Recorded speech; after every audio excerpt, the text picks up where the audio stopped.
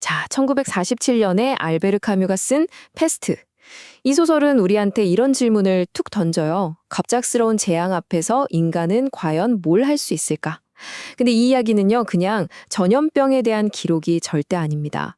말도 안 되는 세상에 맞서는 인간의 조건, 그리고 우리가 왜 함께 해야 하는지에 대한 아주 강력한 이야기죠. 지금부터 그 깊은 이야기 속으로 한번 같이 들어가 볼까요? 소설 딱 첫 장을 넘기면 이 문장이 나와요. 이게 무슨 뜻이냐면 카뮤가 처음부터 우리한테 힌트를 주는 거예요. 이거 단순한 질병 이야기 아니에요? 이건 하나의 거대한 우화, 즉 알레고리입니다. 라고 말이죠. 그러니까 패스트 때문에 도시가 봉쇄되는 이 감금 상태는 사실 나치 점령하의 프랑스처럼 우리를 억압하는 모든 부조리한 상황을 상징하는 겁니다. 자, 그럼 이 이야기의 무대는 어디일까요? 바로 알제리에 있는 아주 평범한 프랑스 항구 도시 오랑입니다. 정말이지 어떤 특별한 사건도 일어날 것 같지 않은 너무나도 일상적인 공간이죠. 카뮤의 묘사를 보면요, 이 도시는 정말 아무런 특징이 없어요. 뭐 비둘기도, 나무도, 정원도 없고요. 계절이 바뀌는 것도 그냥 하늘을 봐야만 알 수 있다고 할 정도니까요. 그야말로 무미 건조한 도시인 셈이죠. 오랑 시민들의 삶은 그야말로 습관의 연속입니다. 돈 벌려고 열심히 일하고 노는 건 주말로 미뤄두죠. 심지어 사랑마저 습관이 되어버린 곳. 어때요? 어쩐지 오늘날 우리 모습이랑 좀 닮아있지 않나요? 네, 바로 그런 아주 현대적인 도시입니다. 그런데 이렇게나 단조로운 일상에 정말 말도 안 되는, 도저히 이해할 수 없는 균열이 생기기 시작하는 겁니다. 카뮤가 말하는 부조리가 바로 이런 거죠. 우리가 기대하는 합리적인 세상과 세상이 보여주는 비합리적인 현실이 쾅 하고 부딪히는 순간 말이에요. 4월 25일 충격적인 공식 발표가 딱 나옵니다. 하루 동안 수거된 죽은 쥐의 수가 무려 6,231마리. 바로 이때부터 도시의 평범했던 일상이 서서히 무너지기 시작합니다. 그런데 이게 끝이 아니었어요. 딱 사흘 뒤에요. 하루에 수거되는 쥐의 숫자가 거의 8,000마리까지 치솟습니다. 불안감이 도시 전체를 뒤덮고 사람들은 이 기이한 현상 뒤에 뭔가 거대한 위협이 도사리고 있다는 걸 직감하게 되죠. 그리고 드디어 첫 번째 인간 희생자가 남아요. 건물 관리인 미셸 씨의 갑작스러운 죽음.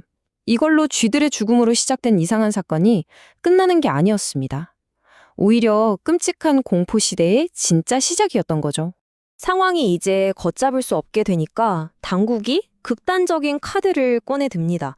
이 결정 하나가 오랑에 사는 모든 사람들의 삶을 완전히 뒤바꿔 놓게 돼요. 도시가 완전히 봉쇄된 거예요. 며칠이면 다시 보겠지 했던 어머니와 아들, 남편과 아내, 연인들이 정말 기약도 없이 헤어지게 된 거죠. 이게 그냥 몸만 갇힌 게 아니졌어요. 우편은 당연히 금지됐고 장거리 전화도 응급 상황 아니면 거의 불가능했죠. 유일한 소통수단이라고는 딱 10단어만 쓸 수 있는 전보뿐이었습니다. 감정적으로도 완전히 고립되기 시작한 거예요. 당시 사람들의 감정을 한 문장으로 표현하면 바로 이겁니다. 아무도 준비하지 못한 갑작스러운 이별. 모두가 예고도 없이 닥친 이별과 단절의 고통 속으로 그냥 내던져진 거죠. 처음에는 그냥 나와 내 가족의 문제였던 이 아픔이 순식간에 도시 전체의 고통이 되어버린 거예요. 이 집단적인 유배감은 패스트에 대한 두려움과 함께 기나긴 봉쇄 기간 동안 가장 큰 고통이 되었습니다. 자, 그럼 이렇게 의미도 없어 보이는 고통 앞에서 오랑 시민들은 과연 어떻게 했을까요? 카뮤는 바로 여기에서 인간 정신의 가장 위대한 모습을 우리에게 보여줍니다.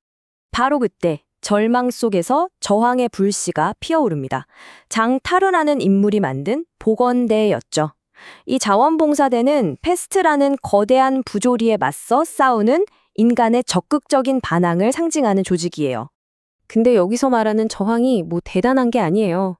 거창한 구호를 외치는 게 아니라 그냥 묵묵히 위생시설을 점검하고 아픈 사람들을 옮기고 사망자 통계를 정리하는 이런 아주 평범하고 어떻게 보면 좀 지루하기까지 한 일들이 바로 도시를 구하는 진정한 반항이었던 겁니다. 그래서 이 소설의 서술자는 진짜 영웅은 바로 조제프 그랑이라는 평범한 시청 직원이라고 말해요. 그는 그저 자기 자리에서 묵묵히 통계 작업을 도우면서 말없이 용기를 실천했던 사람이었거든요. 자, 여기서 이 소설의 핵심 메시지가 나옵니다. 진정한 반항이라는 건요, 절망 앞에서 포기하지 않고 마음이 흐트러지지 않게 계속 버티는 거예요. 그리고 바로 이 한 사람 한 사람의 성실함이 모여서 우리가 아는 연대가 시작되는 거죠. 길고 긴 싸움이 끝나고 드디어 패스트가 물러갑니다. 근데 이 끔찍한 시간이 지나간 뒤에 과연 오랑해에는 뭐가 남았을까요? 성문이 다시 열리고 도시는 그야말로 축제 분위기에 휩싸입니다. 기차가 다시 연기를 뿜고 배들이 항구로 돌아오죠.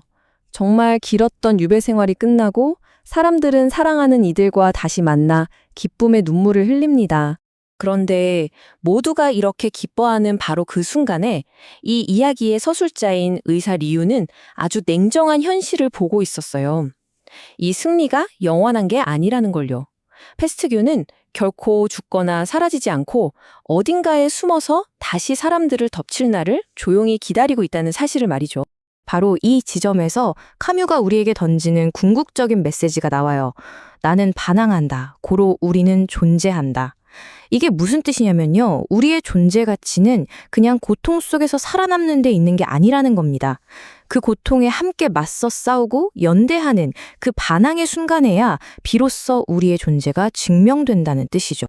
이 이야기가 뭐 70년도 더 된 옛날 이야기 같지만 사실 이 질문은 지금 바로 우리를 향하고 있거든요. 질병, 전쟁, 기후위기, 아니면 사회에 만연한 혐오와 무관심, 오늘날 우리를 위협하는 패스트는 과연 어떤 모습으로 어디에 숨어 있을까요? 그리고 진짜 중요한 질문은 이거겠죠. 우리는 거기에 맞서서 함께 반항할 준비가 되어 있는가?